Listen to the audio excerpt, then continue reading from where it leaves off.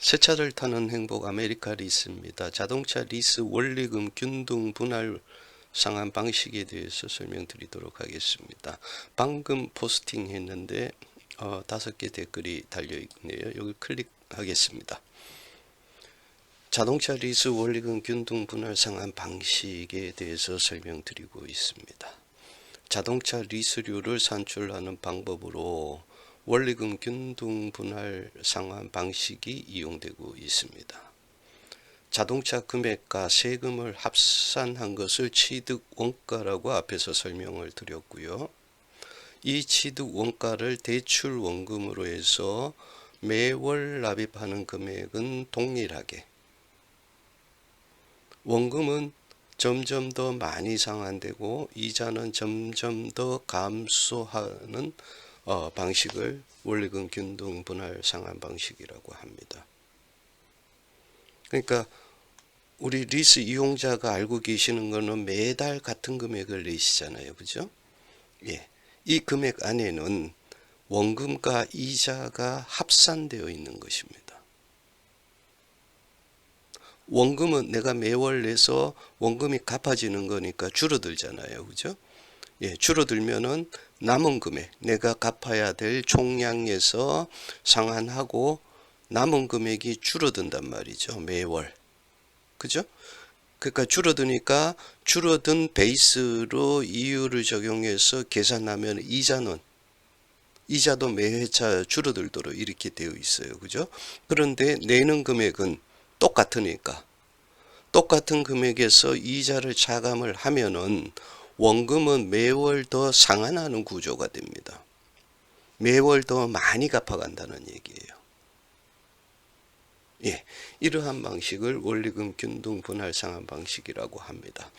구체적인 예를 제가 이렇게 텍스트로 써 놓았습니다. 원리금 균등 분할 상환 방식에서 취득 원가를 1억이라 하고 IRR 10% 가정을 했을 때 잔존가치 3천, 보증금 3천, 60개월로 가정하면 리스료는 한 달에 148만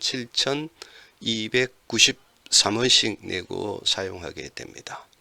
그럼 1회차를 계산해 보면은요, 1억에다가 보증금 3천만 원 빼고요, 수익률 10%는 0금리이기 때문에 12개월로 나누고요. 그러면은 한 달 이자가 58만 3,333원입니다. 그러다 보니까 첫 달 148만 7,293원의 리스료는 실질적으로 90만 3,960원이 원금을 상환하는 거고요. 그 다음에 58만 3,333원은 이자를 상환하는 겁니다. 1회차는 이렇게 끝났어요. 그 다음에 2회차를 볼게요. 2회차는 148만 7,293원을 그대로 납부하잖아요. 이자를 계산해 볼게요. 1억에다가요 3천만 원 보증금 빼고요. 앞에서 계산해 보니까 90만 3,960원을 상환을 했잖아요. 이제 빼줘야죠. 부채가 줄어들었잖아요. 여기에 10%의 이자를 12개월로 나누어서 계산하면은 57만 8,800원이 됩니다. 그러면은 내가 낸 148만 7,293원에서 이자 57만 8,800원을 차감하면 90만 8,493원을 상환하게 됩니다. 그럼 1회차를 한번 보세요. 90만 3천원이죠. 2회차는 90만 8천원이에요. 증가했잖아요. 그죠? 이렇게 원금은 점점 더 상환이 되고 이자는 58만 3천원 내다가 57만 8천원을 냈어요. 줄어들었잖아요. 그죠? 이자는 점점 더 줄어들고 그런데 리스료는 148만 7,293원이잖아요. 그죠? 똑같잖아요. 매월 내는 금액은 같다. 이러한 방식을 원리금 균등 분할 상환 방식이라고 합니다. 설명하니까 쉽죠, 그죠? 별거 아니죠. 예, 원래 금융은 별거 아닙니다. 이제 알고 모르고 먼저 이해를 했느냐 안 했느냐의 차이지, 알고 나면 아무것도 아닌데 전문가라고 이렇게 또 이름 붙여서 종사를 하고 있습니다. 이러한 구조입니다. 그러다 보니까 어떻게 될 것 같아요? 이율은요, 약정 시점에 고정이 됩니다. 그죠? 여기 예상한 것처럼 10% 이렇게 됐잖아요. 그죠? 그리고 이런 말씀을 하십니다. 60개월 계약을 했는데 한 40개월 정도 이렇게 쓰신 분들이 아이고 이자가 비싸서 이제 그만하랍니다. 맞을까요? 뭔가 이상하죠. 그죠? 그 비싼 이자에 말씀하신 대로 이자가 비싸다고 하니까요. 그 비싼 이자에 원금이 많이 남았을 때는 열심히 잘 상환하셨다가 40개월 되면 이제 끝나잖아요. 원금 얼마 안 남았어요. 이자 아무리 비싸봐도 이율이 아무리 비싸봐도 이자 얼마 안 되거든요. 이 시점에 와서 왜 굳이 이자가 비싸다고 차를 정리하려고 들까요?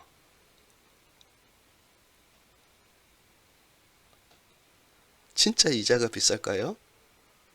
새 차 타고 싶다. 이런 이유 아닐까요?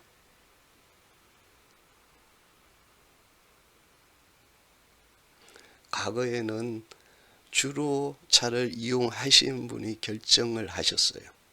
근데 지금은 어림없습니다.